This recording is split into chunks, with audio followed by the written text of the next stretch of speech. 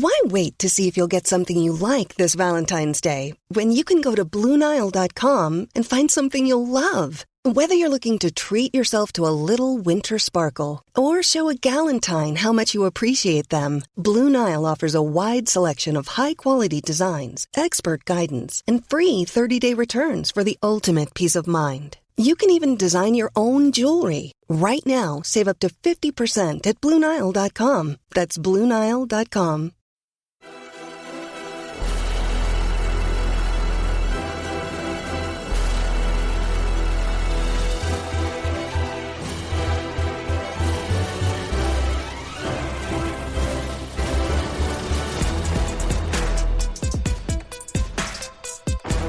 American soccer fans, welcome to episode 58 of the Stars and Stripes FC podcast. Donald Wine here, manager of Stars and Stripes FC, your source for all things U.S. national teams, the players that comprise them, and everything else surrounding the game of soccer in America. Concacaf just provided some details as we record on Thursday, August 19th, on a couple of new competitions that have been introduced for the women's game in the region. So I wanted to discuss that announcement and how it would affect the U.S. women's national team moving forward. The two new soccer tournaments that are going to be taking place over the summers are the Concacaf Women's Championship, which begins next summer in 2022, and the Concacaf W Gold Cup, which will debut in 2024. They're both expanded tournaments for all the women's national teams in CONCACAF, but they may not be as expanded for the big teams like the United States and Canada. So I want to start with the W Championship, which is the big one when we're talking about the women's game in CONCACAF. It will serve as qualifying for both the 2023 Women's World Cup and the 2024 Olympics. And for one team, it will also serve as qualification to the W Gold Cup. The first phase of this W Championship begins this November, so just in a couple of months, and then it continues in April with the W qualifiers. 30 teams will take part in that, and it will serve as qualification for the W Championship.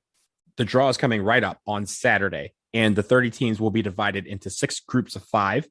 They will play a round-robin group stage in November and then April. The top finisher in each of these groups will advance to the W Championship, where they will join the top 2 ranked CONCACAF nations, which already receive a bye to the W Championship. That is the United States, and that is Canada. So those 2 teams don't have to worry about the qualifiers. They are already in the W Championship next summer.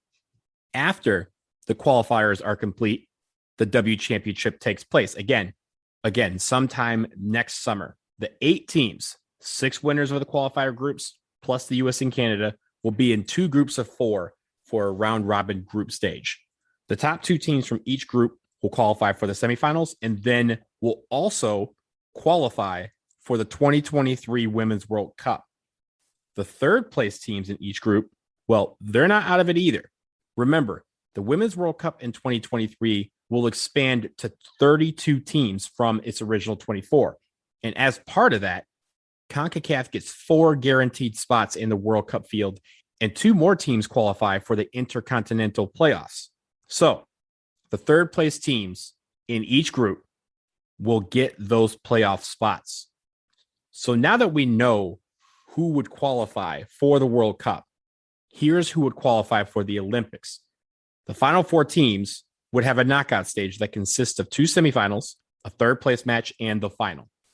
The winner of the W Championship will guarantee its place in the 2024 Paris Olympics, as well as the 2024 CONCACAF W Gold Cup. So the winner of this tournament, not only will they be in the World Cup, they will also be in the Olympics and the W Gold Cup in 2024.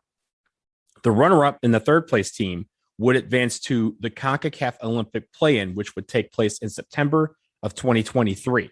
The winner of that playoff would also book their spot both in Paris and the 2024 Gold Cup. So that is an interesting way to do it. What does this mean for the women's national team? Well, the road to the World Cup just got a bit easier. Before, the Concacaf Women's Championship, its precursor, would be a little bit interesting because once you reach the knockout stage, you still needed to win one game to get that guaranteed World Cup spot. CONCACAF only had 3. If you finished 4th, you had to go to the Intercontinental Playoff. Now, all 4 teams who make the knockout stage book their spot to the World Cup. So now CONCACAF kind of throws in Olympic qualifying to give them something to play for at the W Championship once that knockout stage occurs. So for the World Cup, the U.S. theoretically will just need 2 wins to qualify. Get first or second in the group, they move on to the knockout stage, they qualify for the World Cup.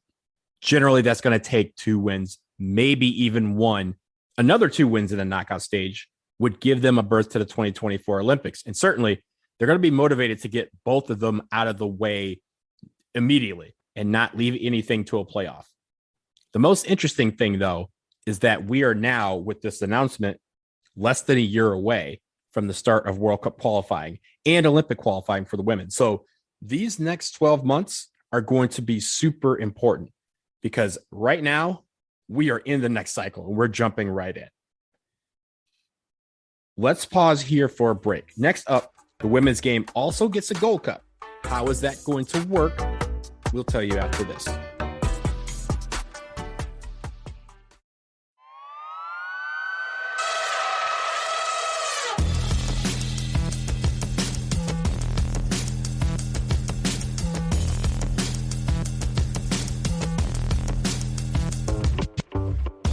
We're back and we're discussing CONCACAF's new women's tournaments. We discussed the W Championship, which is the most important one facing the women's national team. And now let's get into the W Gold Cup. Qualification for the W Gold Cup is going to be set up essentially like the Nations League is for the men, which, if you don't be by now, is the greatest tournament in the world. The women get a version of it, and qualification begins after the 2023 World Cup. So they're going to call that the Road to CONCACAF W Gold Cup. Terrible name, but CONCACAF is good for terrible names.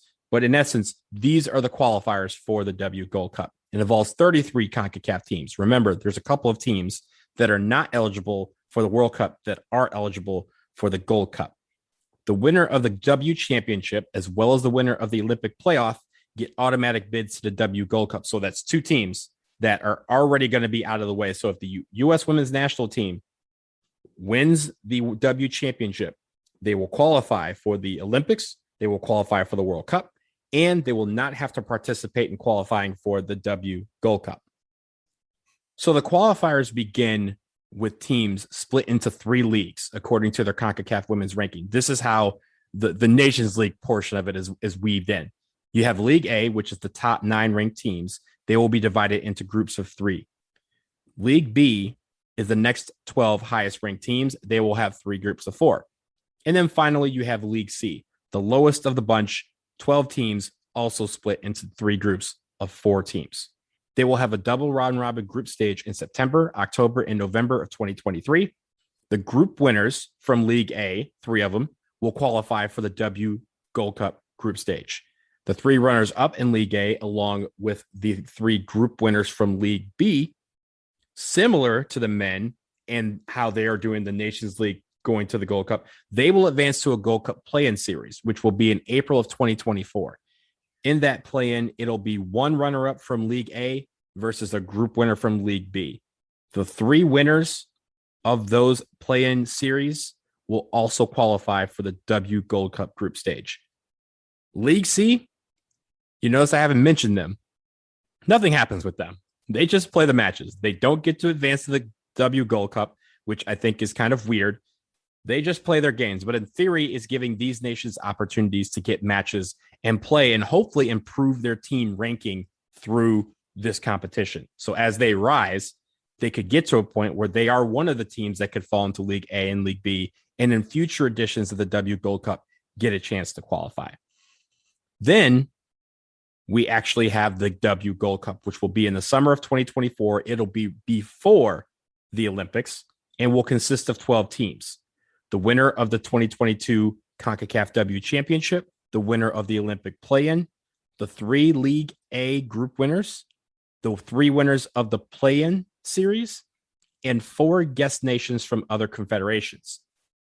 Now, it's interesting that they would have 4 guest nations from other confederations. Sometimes you hear about 2, The Men's Gold Cup had one in Qatar, but this is probably a way for CONCACAF to try and up the prestige and the competition of this tournament. You would think they would offer a chance for 4 more CONCACAF teams to play in this tournament, but this is a way to probably invite some bigger teams from this tournament, which again could serve as a warm-up for the 2024 Olympics that take place the following month. It'll be in late July, early August. This is slated for June in 2024.